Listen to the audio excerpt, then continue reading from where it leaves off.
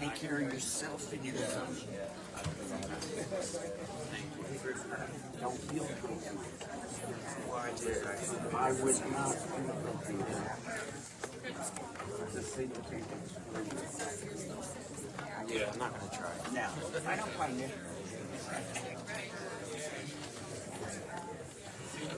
Right here.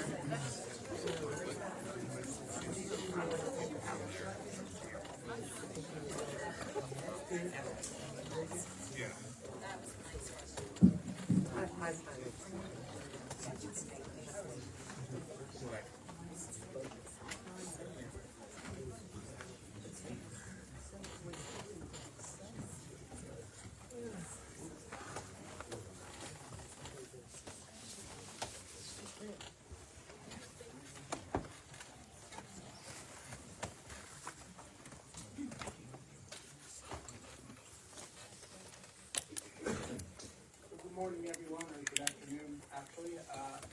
Take a moment to thank everybody for being here today, show your support for the Nuttall family. We're going to begin our service, which will consist of several eulogies. So we're going to begin with Scott in just a couple of minutes. He'll begin our eulogies, and I believe there's an order. I hope everybody knows their order. Once Scott's finished, we'll just ask for the next person to step up, please. Thank you. Scott, go ahead and come forward.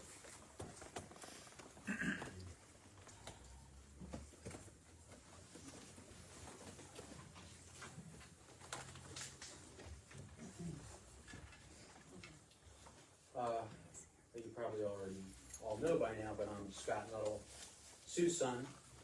To my family and mother's friends and co-workers, thank you for being here. My mom would be extremely grateful that you took the time to be here for her.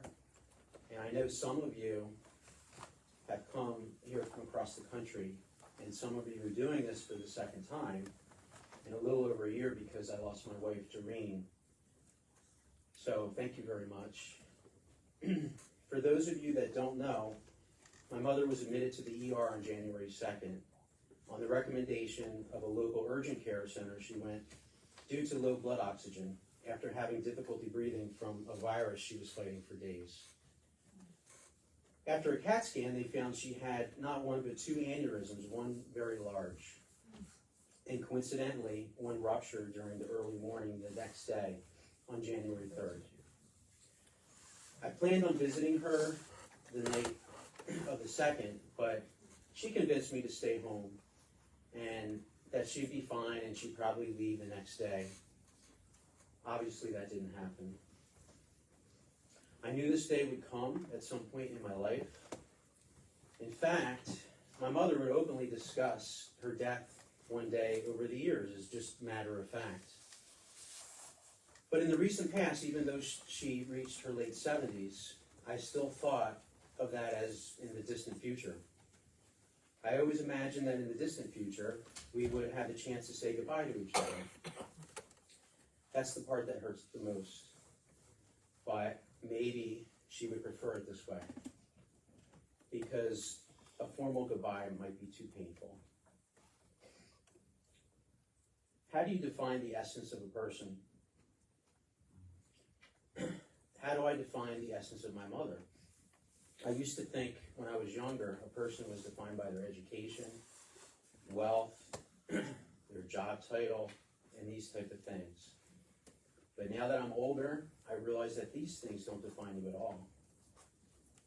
When I think of the essence of who my mom was, trying to narrow it down to just 3 words, it would be love, people, and travel. The word love, as I look back through all my childhood and through my adult life, I always knew I was loved by my mother. Every opportunity my mother had, she would tell me so. I know now that I'm lucky in that way because some people never had this. Or worse. She enjoyed saying the word love and expressing her love towards others. My cousin Todd told me recently that my mom is the only person that said, "I love you" to him in the family. And she said it all the time. She just sent him an "I love you" like a week before she passed. Over 10 years ago, my mom's lifelong friend, Joyce, who I always called Aunt Joyce, taught her how to crochet. Once my mom realized she was able to do it well, she wasted no time getting busy crocheting Afghan blankets for people for the next 10 years.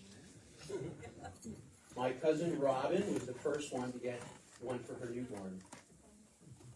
And many friends and family have since received an Afghan. If you received an Afghan, that was another way she was expressing her love towards you. The word people. My mom loved people. Not only the people she knew, but the ones she didn't.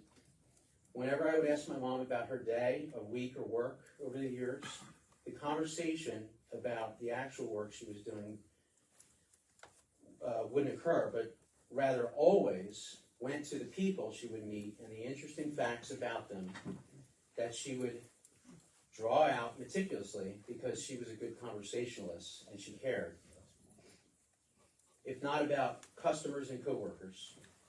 Even when she was out running daily errands, she would have no problem striking up a conversation with a stranger and would have them telling their life story to her in no time. When she made friends, she would work diligently for years after to keep in touch with them as often as possible. And finally, the last word, travel. Since my mother was a child, she told me she dreamed of leaving Union, New Jersey and traveling the world. Maybe by the universal laws of manifestation, she married my father, who was becoming an Air Force pilot. Soon after, she was traveling the country and the world. This theme continued most of her life, as evidenced when she became a flight attendant for Spirit Airlines. If I hadn't spoken to her in a while, I would always open the conversation by asking, "So, Mom, when's your next trip?" Love, people, and travel don't define my mom totally. She's much more than these 3 words can describe. But those that know her know these words resonate strongly. I will grieve my mom deeply, just like I'm still grieving my late wife, Doreen. But I don't grieve for them at all. When I was 4, I had a near-death experience. And because of that, I have absolutely no doubt we all live on when we transition from this life to the next. But even though I don't grieve for them, I do grieve for myself, for the remaining days on earth living without people I love. But I know we'll meet again. Mom, I love you. Thank you. The next speakers are my mom's nieces and nephews as a group. Stacy, Brian, Robin, Megan.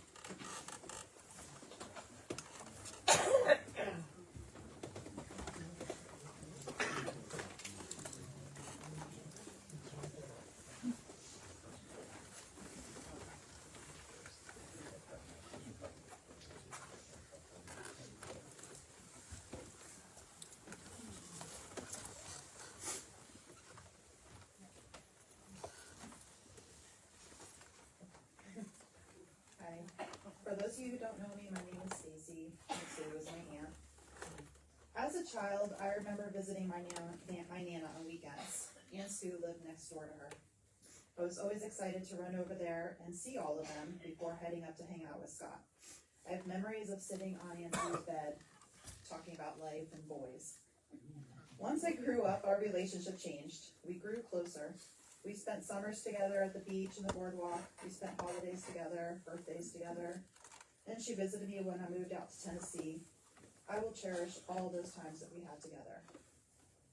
Aunt Sue was a very inquisitive person. She craved knowledge.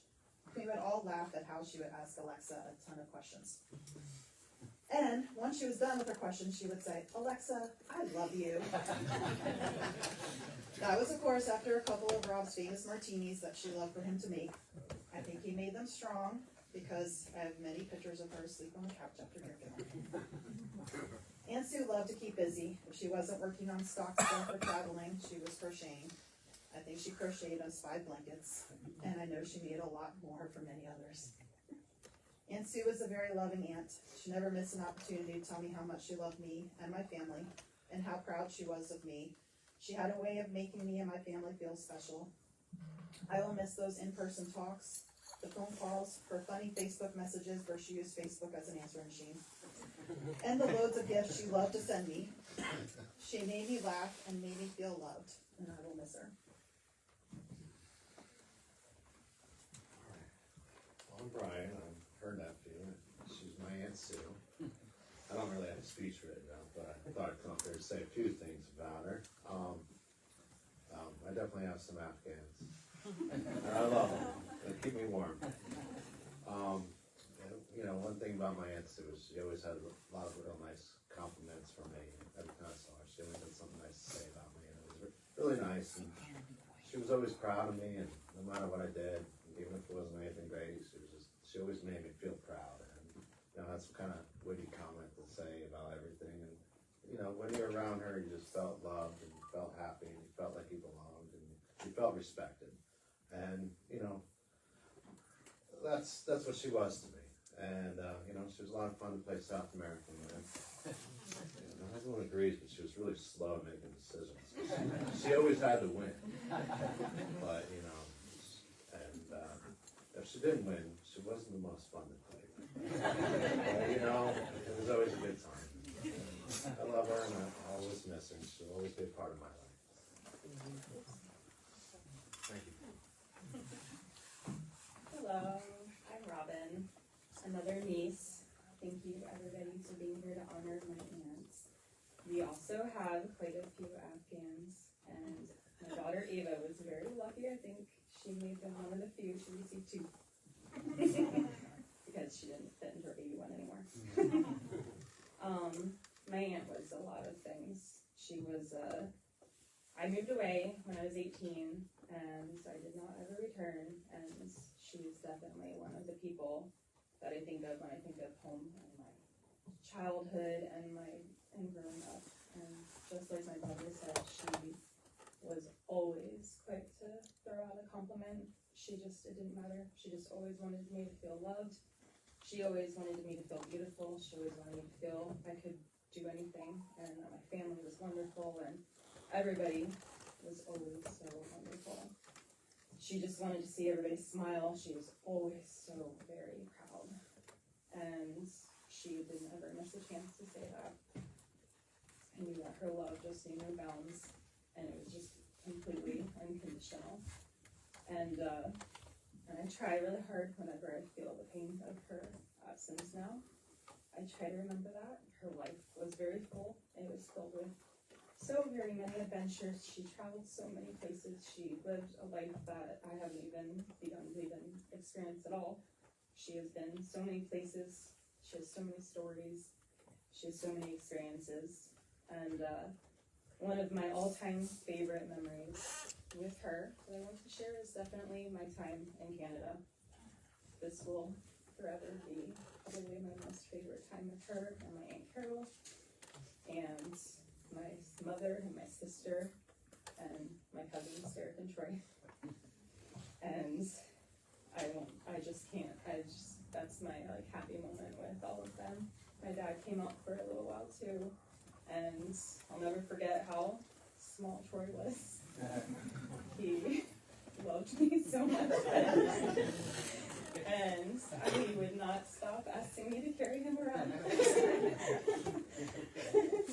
And it was just the funniest thing. She had these very strange giant dolls in her home. And Troy and Megan loved to play with them. But it was a 2-week trip that we took out there. Never knew it would mean so very much to me. And we did so much. We played on a baseball team. And we went blueberry picking. I think my cousin Derek went to play South America then. And pancakes with all of our blueberries and pretty great storms. And I will always remember that. And, the fact that, there won't be any more is going to hit hard. But family was always everything to her. She never, ever faded from her. It was the most important thing. She wanted everybody to be connected. She wanted everybody to be together. And I'm very thankful to her and my Aunt Carol for keeping us all together, making sure that when we were little and growing up that we were all together. She was like, you will talk to each other, you will play together, and you will always be together. And I will always be thankful for that. So as we say our goodbyes to my Aunt Sue and the heartache of all of this sets in, just remember how much love she had for everyone, and just remember your good times, and that she would want us to be happy. She would want us to celebrate her, and she would want us to live our lives to the best that we could possibly do. So, thank you, and I love her more. Hello. Thank you all for being here today. My name's Megan, Susan Nuttall's niece. My Aunt Sue had such a big life and touched so many people. It's hard to know where to begin. She touched the lives of everyone around her in such a profound way. Her family meant the world to her. No matter the distance, she always kept in touch. She constantly checked in on me and was always willing and ready to visit. Every single text message, she would say, I love you, even mid-sentence. I would always laugh thinking how goofy she was for doing that. But as I reflect on my last messages today, the goofy messages make an everlasting difference now. I will forever admire the bond she shared with her sister Carol. I've never seen two sisters spend so much time together. And share so many memories. They were so fortunate to have that. That opportunity is so rare. Even when they were driving each other crazy, which was a lot, they were still inseparable. And Carol, I hope you treasure those memories forever and know that she will be with you every day. I finally remember our visit to Canada as well as Robin. Where Aunt Sue lived in Lake Erie. It felt like a wonderland. She had such a beautiful home right on the lake. The backyard had an inlet where we would swim in the lake and have a fire at night roasting marshmallows. I have fond memories of the card games we played with our cousins, Troy and Derek, and the prizes that she would buy us for the card games. It was just so nice. She just did so much to make us feel comfortable and enjoy our time there. And my fondest memory overall is playing South American, of course. Every single time we were together, we would never miss a game. I will miss playing together, but at least I can finally have a chance at winning now. And I know her memory will live on when our family plays together again. And we'll remember all the good times we had playing together. As we say goodbye, let us remember her not with sadness, but with the joy she brought to our lives. May we continue to carry her memories with us each day. And may she rest in peace. I just wanted to close, I went online and I wanted to find a poem that I thought encompassed her. And I found this, I made a couple little tiny changes, but it's really, really quick, so I'll just say the poem. It's called What Ants Are Made Of. Warmth and care, moments to share, thoughtful advice, all things nice. Talks on the phone, welcoming home, kindness and grace, delicate as lace. Arms that bestow with smiles that glow. Seeker of fun, warm as the sun, South American winter, cooks us dinner. Birthday well-wisher, big ice cream disher, hugs filled with heart, a fan from the start, secrets to share, laughs to spare, words of praise, generous ways, valued like a big sis, someone to surely miss, a grown-up best friend, love never ends. That's what Aunt Sue was made of. Thanks.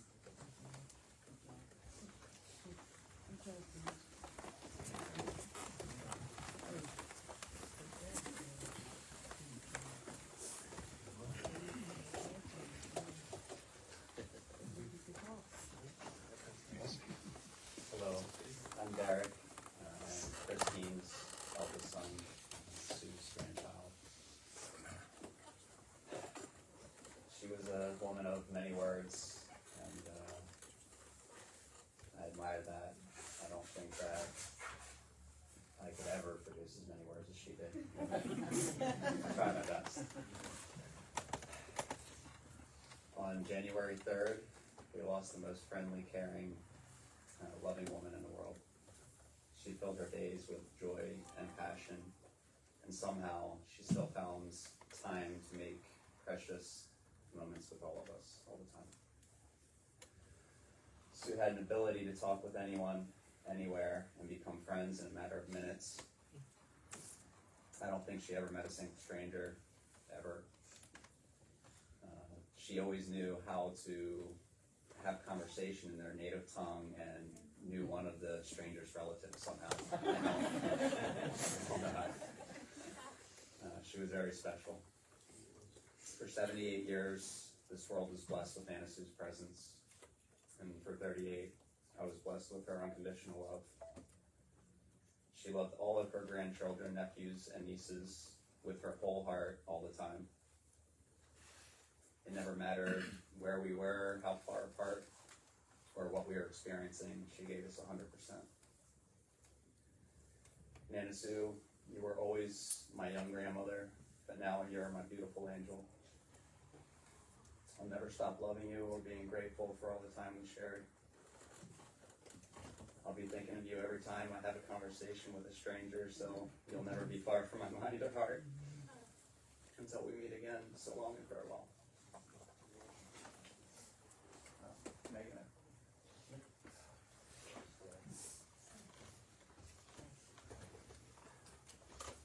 Hey. I'm Misty, but y'all probably all know me as Megan, Derek's sister. Nana Sue was my best friend. My first memory that I have as a child, I was in Troy and Derek's room.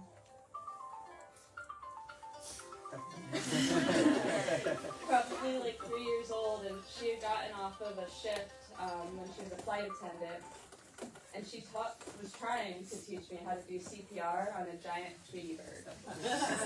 And that's my first memory, which is incredible, and it's been history since then. Yeah, Nana Sue loved me with her whole heart, and I loved her, and I think we were quite the pair together.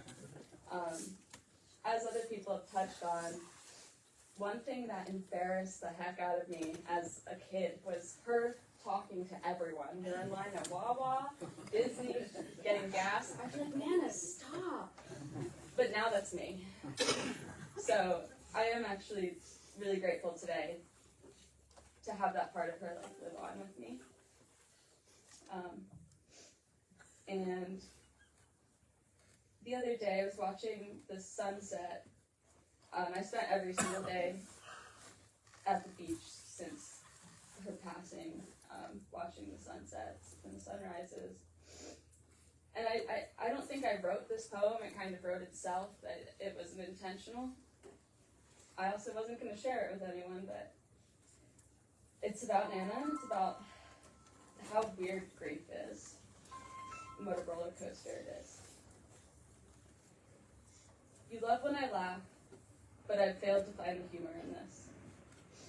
You're not dust, you are the sunset. You're not ash, you are the trees. You are not here, but you are the breeze. You are not flesh, but you are free. You are my mother, my brothers, and me. Not earth, but sky, not salt, but sea. This is not what I wanted, but this is not about me. What does it really mean to be free? You are the trees, you are the trees, you are the roots and the leaves. I'm told you're still here with me. Are you still here? I can't touch your skin, but your skin is my skin. We are the same, just a different name. You and my mother, my brothers and me. Our love is eternal, and I love you more, I might love you most. So that's all I got. I love you, Nana. Thanks.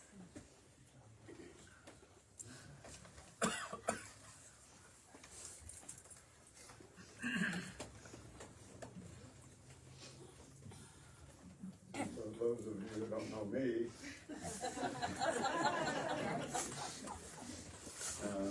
she's got a last name called Nuttall, and why she kept that I don't know. But she did, which was an honor to me. I don't write speeches on paper and pencil. Now I use this, the talking point. And Sue would love that. She always had her phone with her, and she had this bracelet she would snap out, and she could type the letters on there with that. I didn't go that far. So I used my stubby little finger, and I got it done. But to give you a rundown on our life together, I met Sue when she was about 19, I guess. We call it a whirlwind romance, I guess. But it started in New Jersey style, in a bowling alley. A friend of mine said, and a girl that I saw, she was bowling with her mother, and why don't you go bowling with me over there? So I did, and we met.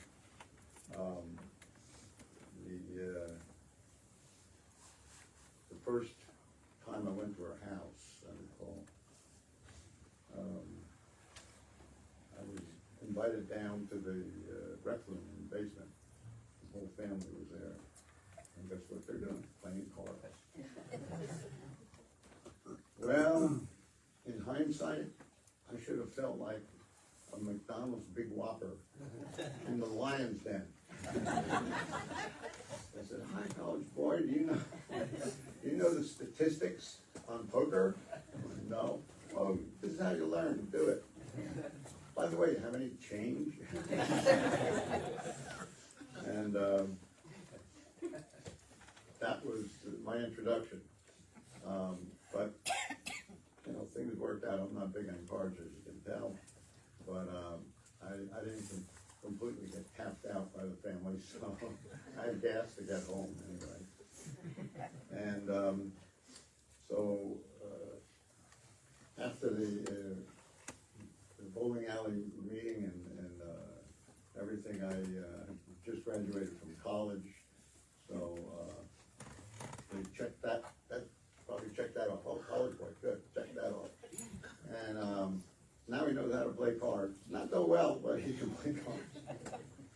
And, so I went to, I had to go to officers training down in San Antonio, Texas. And, I wanted her to go with me, but her mother wouldn't let her. So, too bad. I have to do it the hard way now. And, so, when I came back, I asked her to marry me, and she said, okay. Okay. And we were married in Union, New Jersey. I think the church was called Connecticut Farms. Connecticut Farms in Union, New Jersey. Then right after the wedding and everything, we jumped in her '66 Mustang convertible with a rag top on it and headed west. And we're going to Enid, Oklahoma, which is where pilot training was. And Sue got her introduction to military life and officers' wives and all that sort of thing. And they had classes for her, training classes, and she was into it. She was okay with it. I guess I had some spare time other than flying because Scott was born in Oklahoma. And I remember a picture of Sue out in the front porch of this little rental house. We had her stuff up to here like that. She was all smiles. Like, well, you can fly a plane, but look what I can do. I had to admit, yeah, that's true. After pilot training, we got orders for Tucson, Arizona, where I had to go to radar school down in Tucson, which was a big thing in the F4. So we lived there too, maybe 3 months, 90 days, something like that. And then got orders for Apple Valley, California, Victorville, as a base there called George Air Force Base. That's where they have 4 Phantoms that you learn to fly. So we moved on up there. She was getting her traveling in. You know, we'd already been a couple places, and she liked to travel. So we were hitting the road all the time. I don't know about that Mustang, because they don't hold much. But we managed. When you're young, you can do things like that. And after Victorville, California, I got orders for the Philippines. And the orders said, well, you can go for 2 years without your family, without your family, or a year and a half if you don't take your family. Or, excuse me, 2 years if you take your family, 1.5 years if you don't take your family. So I went for the 2 years, and I got out there and found out that the Air Force lied to me again. When I got there, they said, well, you got your wife and family, but you can't bring them here until we get quarters for you, officer quarters. And I said, well, how do I get those? And they said, well, put your name on this list, and you can bring her over once you get to the top of the list. I said, how many others are on the list? They said, right now it's about 3,000. I said, how many do they do in a period of time, like a month? They said, about 2 or 3. I said, Air Force is not looking good to me now. I don't like that. So I refused to fly. I did. I got mad. I refused to fly because they lied to me. Not going to do anything until my wife gets here with my child. So I got fake orders. Long story. I went back to the States on an Air Force plane. Sue got a visa. She met me in California near Lackland Air Force Base, and I waited around. We got a military flight from there to the Philippines. And had to live off base for a while. It wasn't quite the elegant, tropical, sunny island that Sue envisioned. You know, Philippines, all the temperatures were warm. She likes that, right? The only place I could find was behind a go-go joint. So we did a lot of good sleep at night, but, you did what you had to. And anyway, it didn't take long, and they got us out to the base in about a month or two, because they decided the F-4 should carry nuclear weapons. That's too high value to keep you off base, so we got on base, and she was happy with the Air Force life. You have a house girl that takes care of everything, takes care of the kids and everything for $1 a day or something like that. And I upped it to $2 because I was all heart. And Sue always wanted to earn her own way, so she got a job on the base in the post office. I didn't even know she was trying, but she did. She got a job. Working in the post office pretty good as a civilian. And so she did that for the time we were there. The post office job was, I guess, pretty good, but short commutes all on base and everything. When we were there, a hurricane showed up, and the Air Force endeared us to their hearts again by saying all pilots have to leave. The families stay, the pilots leave because we got to protect the planes. Sue wasn't happy with that. She said, they don't care about us, they care more about the planes. I said, you got it. That's it. Anyway, everything blew by, and no big damage on the Clark Air Base. And we stayed there for 2 years and had friends and played a lot of cards. That's where I learned to play bridge. And they had their poker games in the officers club and stuff like that. I never did good at cards because I don't like it, but she liked it, and I just get along and keep her happy, make her happy. I said, okay, I'll play. And so after the 2 years was up, I knew they had to send us back to the United States, and the Air Force said, yeah, you have to have a stateside tour before we can send you anywhere. I'm thinking Vietnam, I said, anything to put that off was good. They sent me back to the States for 5 weeks, and that was enough to satisfy a stateside tour. So I got orders, for Penang, Vietnam. But while we were in the States, Sue found a house in Phoenix, and we bought it. And so she settled in, and I had to fly, over to Vietnam. And I was there for a year. And then I got back after a lot of missions over there, and got out of the Air Force. I had enough there lying. And while I was in Vietnam, I have little talking points, that's why I'm jumping around a little bit. While I was in Vietnam, the only thing I had to remind me of home was jars of spaghetti that Sue would cook and put in these mason jars and ship them, send them over to them. And they were really pretty good, actually. I loved them. And so my diet during the Vietnam tour was spaghetti and whatever hot dogs they had in the officers club. That's about it. But it felt good to get those jars of spaghetti from Sue. She mailed to me. When I got out, we settled down in Phoenix. I had a job there in construction with my brother Bob, a construction company, and I worked a little bit at that. And I was always trying to get in with the airlines, so Sue was all for that, and I got a job not with the airlines but with Beach Aircraft in Augusta, Kansas. We packed up and drove to Augusta, Kansas. Settled into it's actually a suburb of Wichita, Kansas, and Sue was raising the kids and got a little dog named Puppy. The kids love Puppy. And after a while, I said, Kansas doesn't like Jersey boys. I went to a Jersey accent, I guess, I don't know.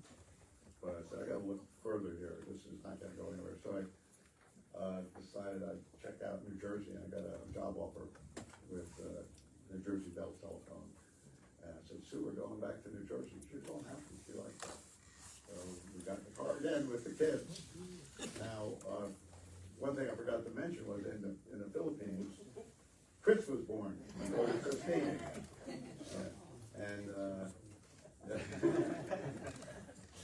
It's not written down, I don't remember.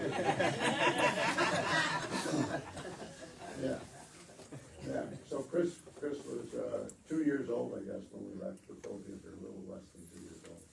And so we're now driving around the States with me looking for a job that I liked, and ended up back in New Jersey, got a job with Bell Telephone. I got a recommendation to move to Absecon here, because Absecon's a good town, and everybody said, yeah, move to Absecon. So we did, and I'm glad we did. I was busy working for Bell, so Sue did the looking for houses, and found a house on Bayberry Lane, where the kids were raised. Bayberry Lane in Absecon, nice neighborhood, very good, nice big house, like that. And so I started at Bell Telephone, and still had to fly the jets. I had to do that, so it was still in me. So I became a pilot over here at the 119th Fighter Squadron, the interceptors over there. Sue still wanted to. What are you doing if the battery's done?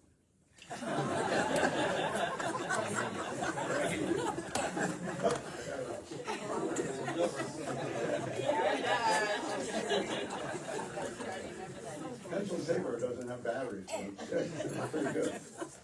Sue, you didn't tell me that.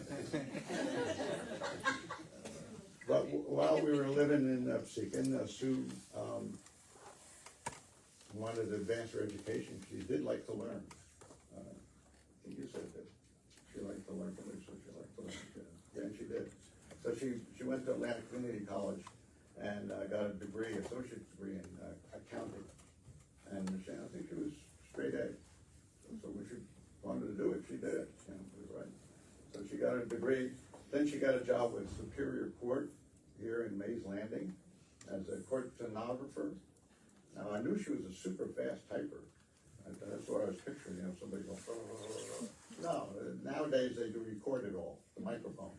So you're a sound person, really making sure the mics are all tuned up and whatnot, and then you take it all home and type it up. So she did that, it was a good job, I liked it. Then along, I guess in the mid-70s, the casino vote finally passed. And she didn't say it out loud, but in her mind, I'm sure she heard, oh, casinos are legal? Card dealing? Hallelujah!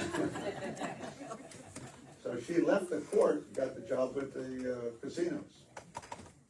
And, I don't like casinos. I don't go to them, I never go to them, I don't gamble, I'm too straight place, I don't see the point. But she loved it, and the circle of friends, I love friends. And so she was happy. I said, okay, that's good. But eventually, one of the I guess casualties of the Vietnam War was problems with marriages. Because you're over there fighting and dying and stuff, and little stuff at home doesn't really compare. So that plus the fact that I guess the casinos, the bad mix on the hours and all that. Anyway, we decided that we'd get divorced, but it was very friendly, very good. And we've always been on good terms. That's the way we were, that's the way Sue was, very reasonable. And after that, I turned around and found out she got a job as a flight attendant for Spirit Airlines. And she was a young girl. What was, on the TV commercials, there's these glamorous flight attendants in the planes. And she got a job as a flight attendant. And, she passed all the tests and did a good job. So she was flying, again, traveling all over with Spirit Airlines. And I moved up to Mystic Island, New Jersey, Tuckerton, and always want to be in business for myself. Don't like the government telling me what to do, no bosses, no corporates, no nothing. So I opened a real estate business. And she was flying in the Spirit, and I was doing my real estate business up there. We're still keeping in contact, and I went on a cruise with her once or twice, and went to Florida. Finally, Sue retired down in Florida, and I've since sold my business. Sue liked to communicate in writing sometimes. She didn't like to call, but then I could ask questions that you had to answer immediately. But text, you get away with it, you don't have to do that. So she liked the text. And she started signing birthday cards, Christmas cards, everything. With her name would be Raw, R-A-W. See, this is your Raw. And at the end she'd say, good health and good luck to my Raw. So what's that mean? She said, well, Raw, R-A-W, meant rent a wife.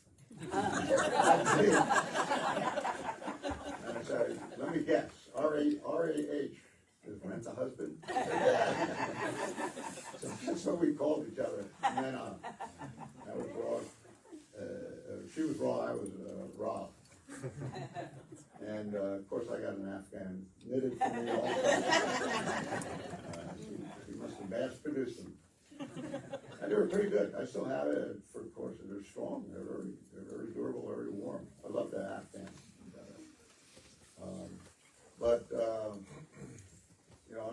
I believe in God. And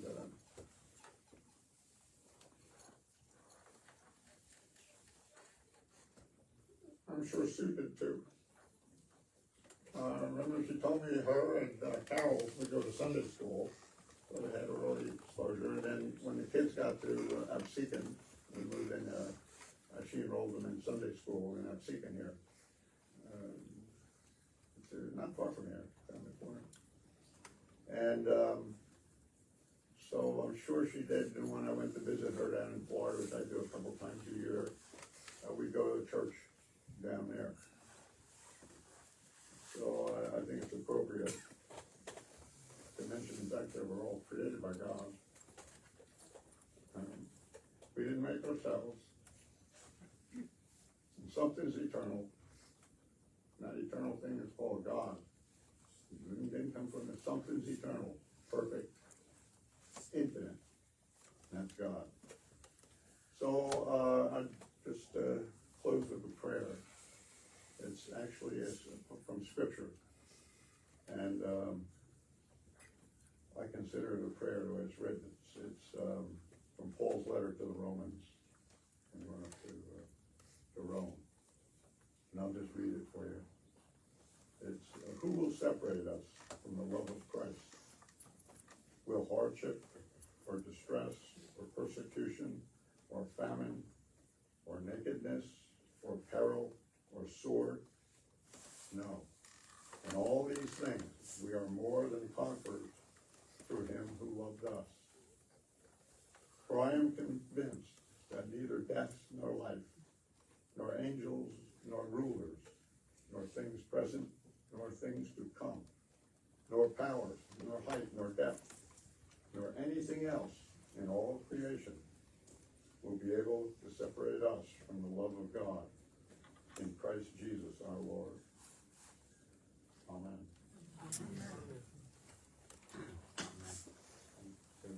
Scott? Oh, Rector? Okay.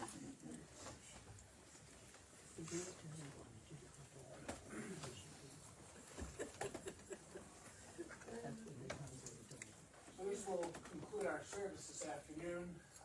For thanks to everyone that spoke this morning for sharing their stories. The family, once they leave the funeral home, they have asked me to extend an invitation to all of you to join the Macrofici's restaurant right here in Absecon on New Jersey Avenue. It's literally 3 doors down and across the street. So if you would like to leave your cards here, you're certainly welcome to do that if you'd like to take a walk. Again, I'd like to thank all of you for being here today. Your words and expressions of sympathy to the family today and over the past few days. Again, our services are concluded. You may return to your cars at your leisure. Thank you.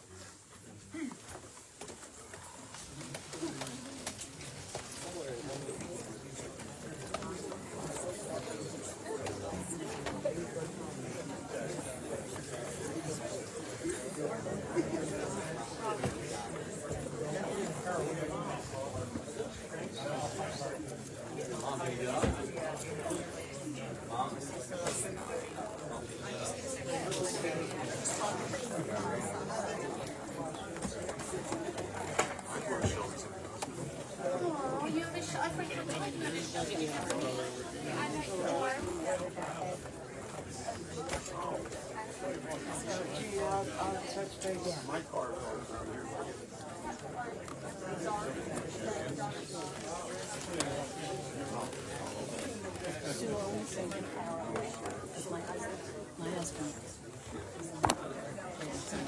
Oh, wow, God bless him, you can just take that. And the thing was,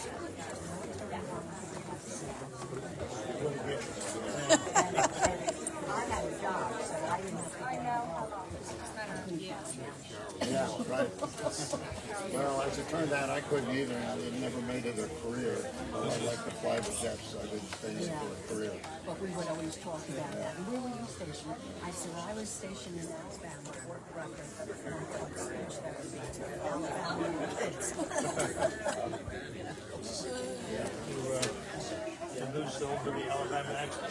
We both, you know, I learned a little and the kids learned a little. Very interesting. You know, it's first time I was away from home. You know, and, sorry, that's the picture. I did his officer training before we ever got married. I wanted to make sure he was all right.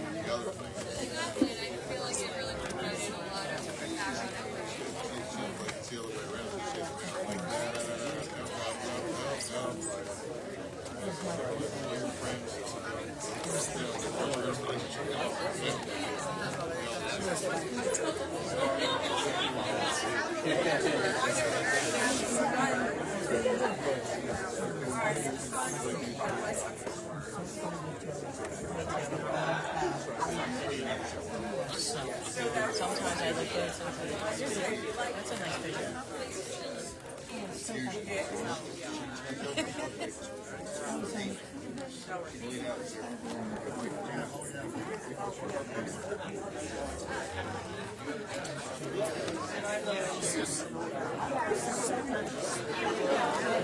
You're late.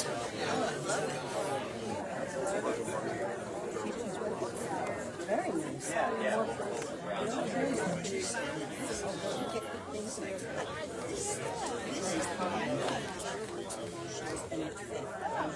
Everything that would be too small. In the baseball field behind, yeah. Parking lot.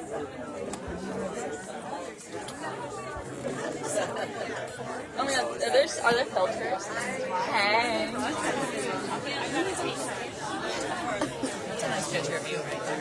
Oh my god! I hate it. I'm like, reviewers, should I get out? Reviewers. There's still some people who haven't left the set. They're like, hello? Who is it? Nobody. Who's there? It's Oh, they're us. gone. We're one of them. Thanks, Pam. Oh, Pam, she loved you. Hi, Jackie Z. Who's that? These are the weirdest filters. What year is this? Oh, Jackie said hello. We love you. Hello. Welcome to our live stream. Welcome to our podcast.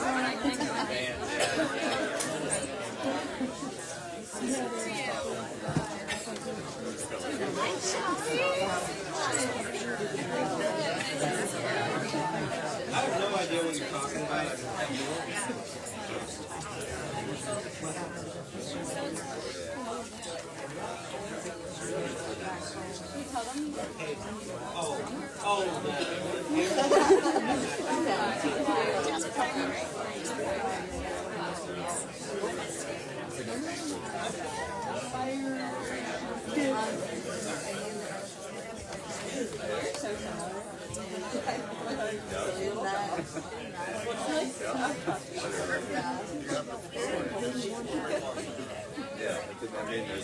Pardon my French. Bye, Jackie. Two people in here. Who's here and not saying it? Mystery to me. Who ordered it? Pam, Pam. Hi, Pam. Maybe the other one's out. I have a picture of your boxer.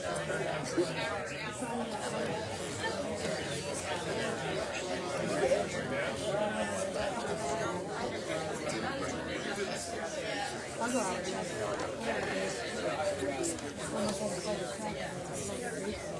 Oh, that's fun. That's like my kind of party.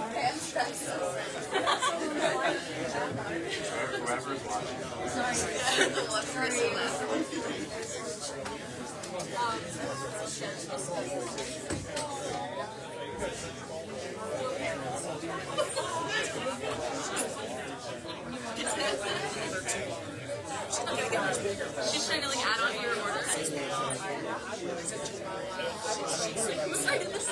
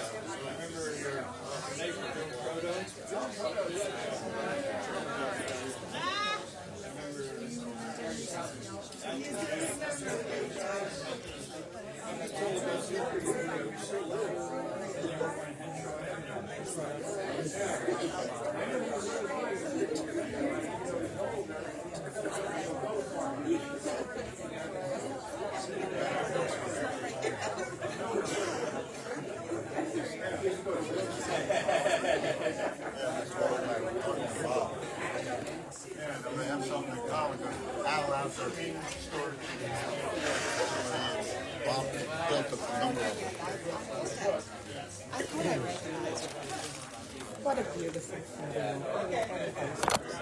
Yeah, I can do it. Oh, yeah, you and my brother. You have been here the last 2 weeks.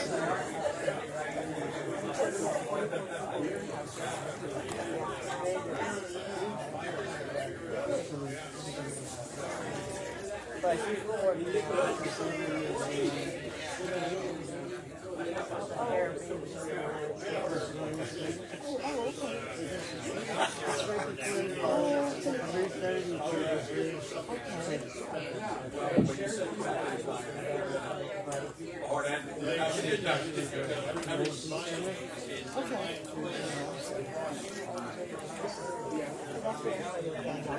Don't look at me though. Picture.